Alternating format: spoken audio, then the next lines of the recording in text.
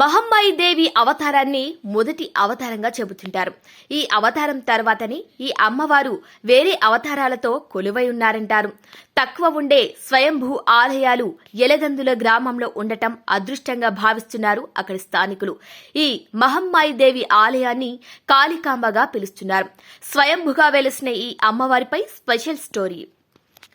కరీంనగర్ జిల్లా కేంద్రానికి 9 కిలోమీటర్ల దూరంలో పక్కనే ఎలగందుల ఖిల్లా చుట్టూ నీరు, ప్రకృతి రారమ్మని పిలుస్తుంది.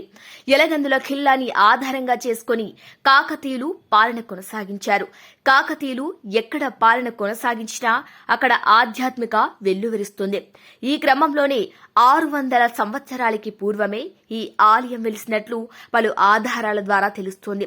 ఇప్పటికీ ఈ ఆలయం చెక్కు చెదరలేదు. స్వయంభుగా వెలిసిన అమ్మవారు మహమ్మాయి దేవి అవతారంగా దర్శనమిస్తున్నారు. ఇక్కడ నిత్యం పూజలు జరుగుతున్నాయి. అమ్మవారికి అద్భుతమైన శక్తి ఉండటం ఇక్కడ వివిధ రూపాలలో దర్శనమిస్తుందని భక్తులు ప్రచారం చేస్తున్నారు. గతంలో అమ్మవారికి హారతి ఇస్తున్న సమయంలో ఆ జ్యోతి మహిషాసుర మర్దిని ఆకారంలో దర్శనమిచ్చిందట. ఆ దృశ్యం సెల్ ఫోన్లో రికార్డైంది. ఇప్పటికీ ఆ దృశ్యంతో ఉన్న అమ్మవారి చిత్రపటాలను భక్తులకి ఇస్తున్నారు. భక్తుల సందడి కూడా పెరుగుతుంది. చాలా మంది భక్తులు అమ్మవారిని దర్శించుకున్న తర్వాత కోరిన కోరికలు తీరుతాయని నమ్ముతారు. గతంలో భక్తుల సంఖ్య అంతంత మాత్రంగానే ఉండేది. ఇప్పుడు భక్తుల రద్దీ పెరిగింది.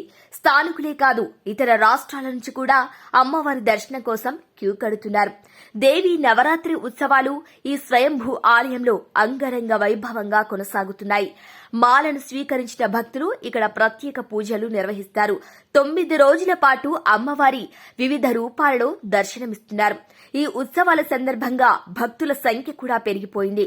అత్యంత అరుదుగా ఉండే స్వయంభూ ఆలయాలు ఈ గ్రామంలో అమ్మవారు స్వయంభుగా వెలవటంతో స్థానికులు భక్తి భావంతో పరవశం పొందుతున్నారు. ప్రకృతి మధ్యలో అమ్మవారిని చూడటానికి 2 కళ్ళు కూడా సరిపోవు. ఓవైపు అమ్మవారి శక్తి, మరోవైపు ప్రకృతి కనువిందుతో ఆ ప్రాంతమంతా ఆధ్యాత్మికతతో నిండిపోయింది. ఎంతో చరిత్ర కలిగిన స్వయంభుగా వెలిసిన అమ్మవారిని దర్శించుకోవాలంటే ఒకసారి ఎలగందుల వెళ్లాల్సిందే. అమ్మవారి స్వయంభూ ఆలయాన్ని దర్శించుకోవటం ఎంతో అదృష్టంగా భావిస్తున్నామని భక్తులు చెబుతున్నారు. అమ్మవారిని దర్శించుకుంటే కోరిన కోరికలు తీరుతాయని నమ్ముతారు. ఇలాంటి ప్రాచీన ఆలయాన్ని ఎక్కడా కూడా చూడలేదని చెబుతున్నారు. కాకతీయుల కాలంలోనే ఇక్కడ అమ్మవారు వెలిశారని పురోహితులు చెబుతున్నారు. ఈ అమ్మవారి ఆలయంలో ఎన్నో అద్భుత శక్తులు బయటికి వచ్చాయని అంటున్నారు. నవరాత్రి ఉత్సవాల సందర్భంగా అమ్మవారిని దర్శించుకుంటే అంతా శుభం జరుగుతుందని చెబుతున్నారు.